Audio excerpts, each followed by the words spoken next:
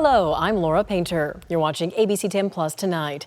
An Elk Grove man accused of kidnapping a missing child after meeting her on a popular online game. How you can keep your kids safe. Then we hit the back roads. John Bartel takes us to a tulip garden that was planted in the shadow of a Dutch windmill and brought an iconic park to life. ABC10 Plus tonight starts right now.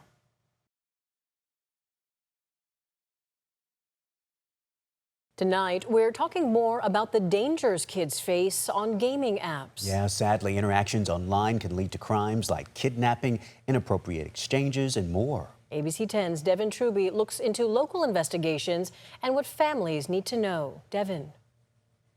Two Bay Area-based online gaming companies, Roblox and Discord, are under fire. Law enforcement and law firms blame them for predators lurking in their chat rooms. Now, we've uncovered multiple cases in our region. The online world of play pretend is leading to real-world crimes. This week, 27-year-old Matthew McConto Naval was arrested for kidnapping and unlawful sexual conduct with a minor. According to the Kern County Sheriff, Naval was talking to a 10-year-old girl on gaming apps, Roblox and Discord, before she disappeared from her home and was found 270 miles away with him in Elk Grove. Criminals are no longer having to go into parks to snatch up our children. They're on social media apps or gaming apps, and they're communicating with our children right under our noses in our own homes and coercing them and blackmailing them. Roblox, the Bay Area-based online gaming platform, said that the allegations are deeply troubling and they have a zero-tolerance policy. End quote. We also partner with law enforcement around the world and are working tirelessly to enhance our safety systems, processes, and policies. Discord, a free communication app, also said they have a zero-tolerance policy, and they provided information to the National Center for Missing and Exploited Children and will continue to support law enforcement in this investigation. But this isn't an isolated incident. The Sacramento County Sheriff also involved in a case with a 14-year-old girl missing for almost a year in the first Ebony alert for Sac Sheriff. She and 28-year-old Tariq Xavier Jammer were found in Houston last week after also meeting online. And extremely manipulative.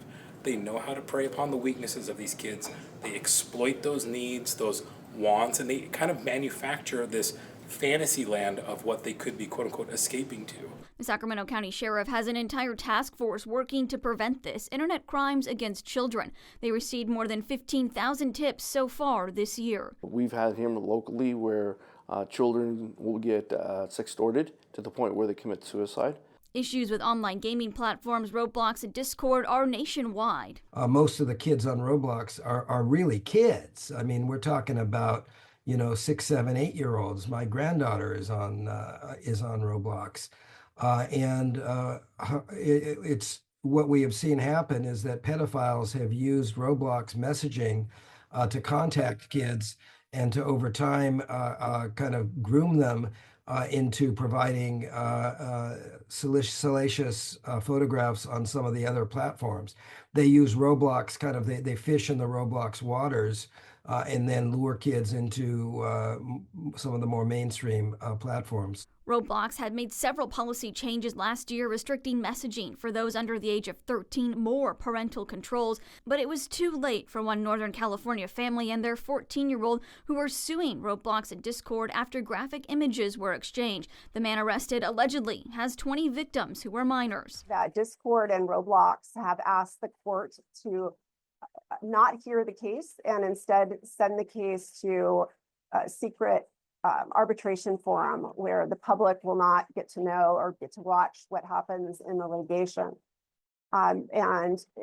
These cases need to be discussed as you're doing today. They need to see the light of day. And law enforcement said that they would like to see dedicated resources for them within these apps so when there is criminal activity, they can investigate. Chris. Our Devin Truby live in studio for us tonight. Devin, thank you. Young volunteers who help respond to natural disasters and assist local communities have been told by the Trump administration they are no longer needed. They are part of AmeriCorps' National Civilian Community Corps, or NCCC. The cuts were reportedly made by President Trump's Department of Government Efficiency, known as DOGE. ABC 10's Jeannie Nguyen shows us the impacts that these cuts will have in the greater Sacramento region. I joined after college when I didn't know what I wanted to do with my life, and it opened up so many doors and led me to continue a life in public service. As a former staff member of the AmeriCorps National Civilian Community Corps, Griff Ryan Roberts says his time with NCCC had a profound impact on his life. The program allows people ages 18 through 26 to work with nonprofits and community organizations to help during natural disasters or volunteer in their local communities. Working out along the American River Parkway. So the American River Parkway Foundation partnered with AmeriCorps and NCCC folks all the time. So they would be doing river cleanups, removing invasive species. According to the Associated Press, this week, the Department of Government Efficiency notified volunteers they would no longer be needed. AmeriCorps' budget for the 2025 fiscal year shows the NCCC program was allotted nearly $42.5 million and will pay members $13 an hour. This is not a very large agency, not a very large program. These members receive a living stipend. Since 2015, the American Parkway Foundation has partnered with AmeriCorps to help clean the trails. The Parkway Foundation says AmeriCorps volunteers work with them once a year for 8 to 10 weeks at a time. With these cuts, the Parkway Foundation says there will be a notable impact for people who visit the trails. Last year, 2024, specifically with trails, we were able to clear 12 miles. And I think if we look back at those numbers, AmeriCorps was responsible for about 4 or 5 of those miles. And so without AmeriCorps, we're going to definitely have less of those miles done. California Volunteers is a state commission that helps administer certain AmeriCorps programs. A spokesperson tells us the state hasn't received any guidance from AmeriCorps, but will remain committed to serving California. In Sacramento, Jeannie Nguyen, ABC 10. We reached out to AmeriCorps for comment, but have not received a response yet. For decades, Californians have been encouraged to go solar. Families have been offered incentives and programs, but now the state's public utility regulator is proposing another cut to solar credits. Solar advocates say that this could be the final blow to rooftop solar in California. ABC 10 anchor Laura Painter explains what this means for the future of solar and customers' bottom line. The PUC is laying the groundwork, the Public Utilities Commission, to absolutely kill all solar programs in California. The state's public utility regulator, the California Public Utilities Commission, is proposing more cuts to electric bill solar credits people with rooftop solar can earn. The CPUC says rebalancing is needed, arguing rooftop solar customers don't pay their fair share of costs needed to maintain the power grid. The CPUC introduced the cuts in response to Governor Gavin Newsom's order aimed at addressing rising electricity bills. But solar advocates say these cuts could be the final blow to rooftop solar in California. It pencils out for the utilities quite well. The utilities are going to be making profits hand over fist, and extra money that, frankly, they are not entitled to. Loretta Lynch, president of the CPUC in the early 2000s, says recent reductions of solar incentives by the commission have already made it harder for rooftop solar to make sense for California families, while PG&E is reporting record profits. Lynch says if this proposal becomes a reality and solar incentives are further reduced, solar customers run out of options for where to put the extra power they generate. What does this signal to the customers, and what impact could it have on the future of solar in California? Already the solar industry is hurting because of the changes that the PUC's made in the last 2 years. But this will be the final stake in the heart of the solar industry. California is currently the largest solar state in the nation, with enough solar capacity to power 15 million homes, according to the Solar Energies Industry Association. They also predict California will lose its spot as the top solar state to Texas by 2027. Rooftop solar advocates like Bernadette Del Chiaro with the California Solar and Storage Association say strong incentives are needed to encourage people to spend thousands of dollars on rooftop solar systems the state has mandated be installed on new homes. The mandate has been in place since 2020. They're trying to change the policy and claw back savings from people that have gone solar to date. Del Chiaro says that adds up to about 2 million Californians. Many, she says, are middle and working class. Could this proposal set the state back in its solar energy goals? Taxing solar panels is the polar opposite thing of what California should be doing. We need more solar energy, more clean energy, more clean air. We need an abundance of energy to bring prices down, and we need competition in the marketplace to get PG&E to stop treating consumers like an ATM machine. Up until the past few years, solar customers in California have been paying lower electricity rates thanks to California's net metering program, which was created in 1995. This program allows customers to connect to a utility's power grid and transfer power they don't use in exchange for credit on their bill. According to the CPUC's latest proposal, a monthly grid participation charge of $8 per kilowatt would be added to these customers' bills. Why this? Why now? That is the trillion-dollar question. Solar customers being able to generate their own electricity is an existential threat to the utilities. Because if you can make electricity, then they don't sell it to you. You don't have to buy it from them at these exorbitant prices. And the less they sell, the less money they make. A well-known California economist and energy policy specialist, Dr. Richard McCann, argues PG&E rates are increasing because their spending is increasing. The relationship between this spending and recovery of those costs is one-to-one, virtually one-to-one with the rate increase.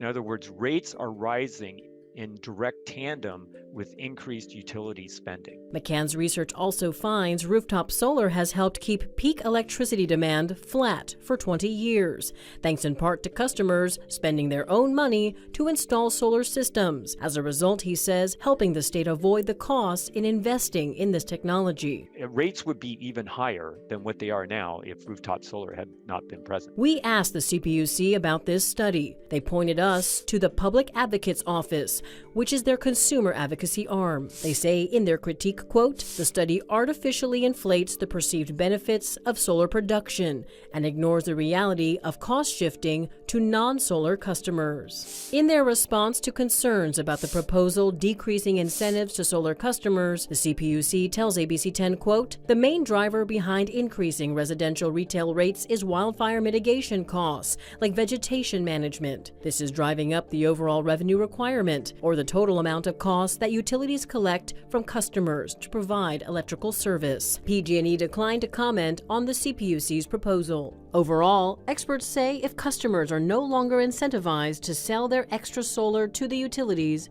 the only recourse they have is to store it in batteries. Is there still incentive to go solar? I think there is, especially if you can afford a battery with it. But we need to start looking at whether or not the law should be changed so that communities or even neighborhoods could go solar together, pool their money for a battery, and frankly, leave the utility entirely. If you are a solar customer and are not happy about this proposal, there are things you can do. Contact your elected officials at the state level. Let them know how you feel and what your concerns are.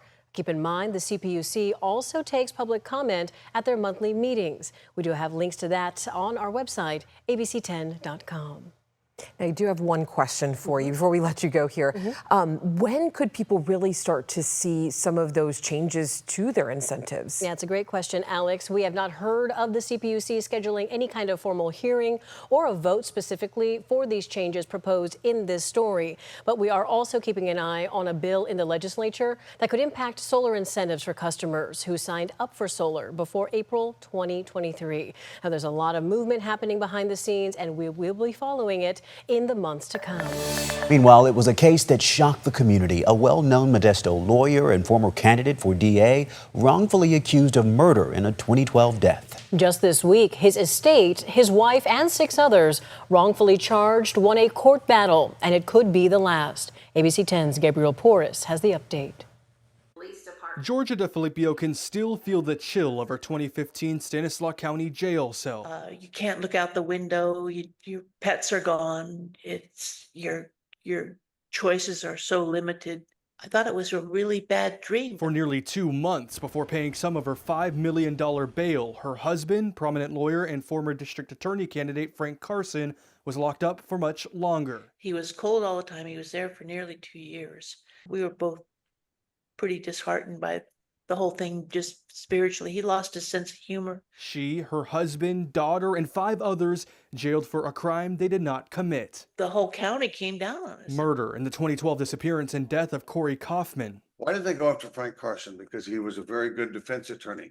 He'd taken them on, he'd beaten them and they decided to frame him, quite frankly, and go after him in years and years of litigation. The years of litigation ended with just 2 days of deliberation in 2019. A jury acquitted the group, but Frank would only get to celebrate for about a year before a deadly heart attack. You know, he did lose his life because of this. And he'll also never get to celebrate the $22.5 million settlement Stanislaus County approved this week. And I think it will make waves in the district attorney's department in the county. And it already has. None of the prosecutors who defended the false accusations work for the Stanislaus County District Attorney's Office any longer. And in a statement this morning, the DA himself called the settlement a necessary step in closing what he describes as a difficult chapter. Is there anything that this challenge has taught you, or any message that you have for people sitting at home tonight? Actually, I'm much more appreciative. You know, I just appreciate really simple things, you know, nice shoes, instead of those plastic things, and freedom. In Modesto, Gabriel Porras, ABC10. Gabriel, thank you. The settlement comes just a day before the case was set for trial. The $22 million will be split between 8 people, with the highest amounts going to Frank Carson's estate and his wife. It's Thursday. That means the weekend's just around the corner. The holiday weekend. Weekend. We've got Easter weekend coming up, a lot of those egg hunts and things of that nature. How's it looking for us, huh? Pretty good. It is going to be warm, unseasonably warm, but I wouldn't say unreasonable. We're going to be about 5 degrees or so warmer than average this weekend. So today's kind of the last cool day that we've got for just a little while, because we are in the 60s and 70s today, and we are going to be into the 80s as we go into this weekend. So high temperatures today. We're waiting on the downtown observation. It may only be 69 today. We'll wait again for official word there, but 67's as warm as it got in Stockton so far. 66 in Modesto, 68 Vacaville, 71 Marysville, 72 in Oroville. So it has really been quite a cool day, several degrees below average for the time of year. Currently 67 in Sacramento, 66 in Stockton, 65 Modesto, 66 in Vacaville, 67 Fairfield, 57 in Jackson, 59 Auburn, 57 in Truckee, 53 in South Lake Tahoe. And temperatures, especially in the San Joaquin Valley, cooler than this time yesterday, but we don't have as much wind through the Delta and the lower Sacramento Valley. And so actually, even though it looks like it may have been a cooler day overall, right now we're a little warmer than we were 24 hours ago. And that would be mainly due to that lack of the Delta breeze. 64 or so by the time we get to the top of the hour. 62 degrees at 8 o'clock, 58 degrees by 10 p.m. tonight. A few clouds out there for now, but clearing skies as we go through the evening and into the overnight hours before we'll see some marine influence once again tomorrow, and that means some patchy fog possible to start Friday morning. 47 Marysville early on Friday, 47 Colusa, 46 Vacaville, 47 Fairfield, 48 in Sacramento, 48 Stockton, 49 Modesto, 40s in the foothills, 20s up in the high country, and we'll look at that future visibility here. So as we approach about 3-4 o'clock in the morning, you're going to see that marine influence starting to move through parts of the Delta, reducing visibility through Vacaville, Fairfield. And then once we get towards those morning commute hours, about 7 o'clock Friday morning, you see not necessarily dense fog, but definitely some patchy fog in the Sacramento Metro, up north towards Oroville and Marysville, and then especially patchy down through the San Joaquin Valley. Again, it's not necessarily going to be some dense fog tomorrow, but just some reduced visibility. In the Big Mountain backyard, as we go through the daytime on Friday, we will start with those low clouds, some fog, and then we're going to burn that off. We'll be clear skies towards lunchtime in the mid-60s, and then tomorrow we're going towards about 80 degrees. We're going to be about 79 in Sacramento. That'll be 5 degrees warmer than average for the time of year. 79 in Elk Grove, 79 Stockton, 78 in Modesto. Friday afternoon, 81 Marysville, 81 in Colusa, 70s in the foothills, 50s up in the high country. And as we look at the next 3 days, you see we're going to be near 80 through the holiday weekend. That's because we're going to be under the influence here of this high pressure. That little low pressure system that's been bringing us the cooler temperatures and unsettled weather, that's scooting on out. So through the weekend, we're going to be under the influence of that ridge before we actually start to drop some temperature once again towards the middle and end of next week. So in the foothills over the next few days, temperatures climb into those mid 70s, and in the high country, temperatures climb into the low 60s. Here in the valley, like we talked about, we're going to be in the 80s through the holiday weekend. The peak of the heat does look to be on Monday in those mid 80s, but then as we go through next week, we lose a little bit of temperature each and every day into the weekend, but still we're going to be in the 70s, low to mid, all the next week. A little toasty, a little taste of summer for the Easter bunny. No rain though, it's good. Yeah, not no a bad dodging raindrops at all there on the forecast. Okay, Brendan, thank you.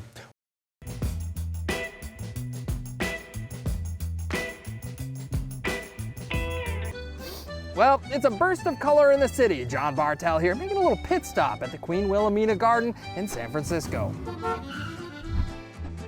It's debatable, but springtime in the Bay may be the best time to take a picture, especially at the western edge of Golden Gate Park, when the flowers are in bloom and the sun hits the Dutch windmill just right. The other day, my daughter said, "Hey, you know your garden's blowing up on Instagram." You can thank head gardener Pat Quinn and his team for the beautiful backdrop at Queen Wilhelmina Garden, but if you tried to take the same picture here in early 1900s, it would look very different. So this would have been just a bunch of sand dunes around here?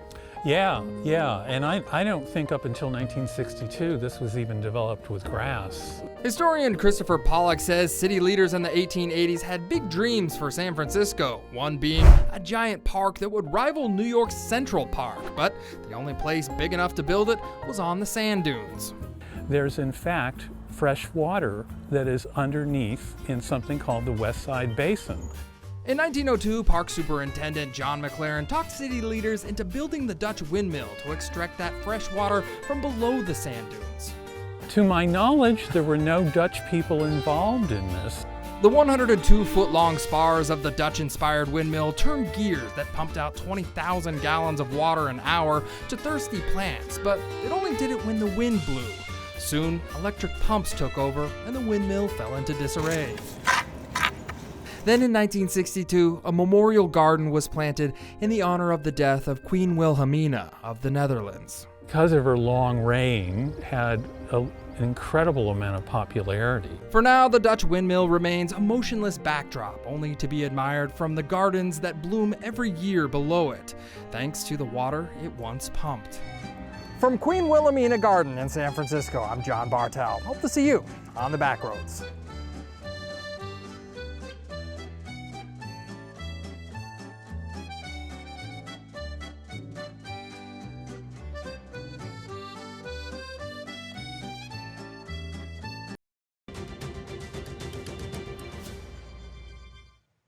We know that in news, stories are filled with challenges and hardships, but incredible things are happening every day, from neighbors helping neighbors to inspiring acts of kindness. Each week in our segment, Champions of Hope, we're sharing stories of people really making a difference. And with less than 1% of the 16.4 million Americans who served during World War II still with us today, tonight's Champion of Hope is Mario Espinosa, a proud veteran who just hit a really big milestone.